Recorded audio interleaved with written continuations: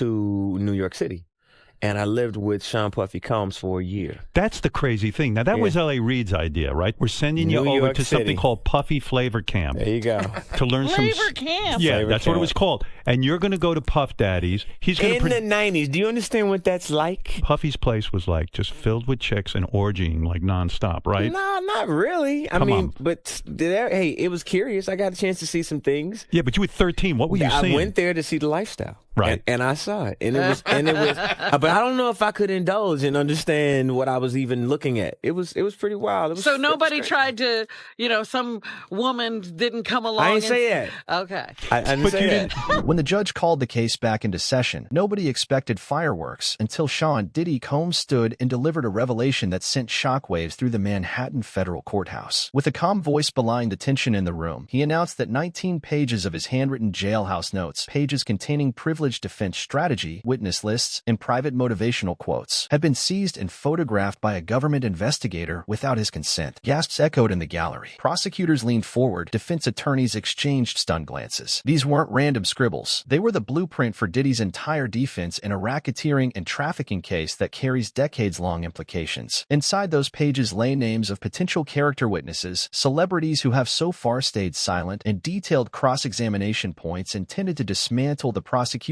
star witnesses. Now, the defense is demanding those notes be stricken from evidence and hinting at a mistrial if the court finds the government overstepped. This is a complete failure of due process. Lawyer Mark Ignolo thundered. But can a judge really throw out years of carefully gathered evidence based on a procedural misstep? And if he does, will the entire multi-million-dollar case collapse and ruin, or simply spawn yet another battleground moment in this never-ending drama? But that bombshell was only the latest curveball. To see how Diddy sank from chart-topping mogul to three-time bail-denied detainee, we need to rewind to where this all began. What I did say is that there were very curious things taking place, and I didn't necessarily understand it. Biggie Smalls was there. Biggie Smalls was there. Lil' Kim, Craig Mack. All these people are hanging around. Yeah, man. Faith Evans. And your parents Jodeci, were Mary okay? J. Blige. They didn't know nothing about this shit. Oh. I was having a good time. You know what I mean? Does he have you doing any chores? Are you doing dishes at all? I mean, to keep you humble somewhat? Or are you just like, can you stay up till 4 a.m. with them and party? I mean, I could. I actually stayed up longer than them.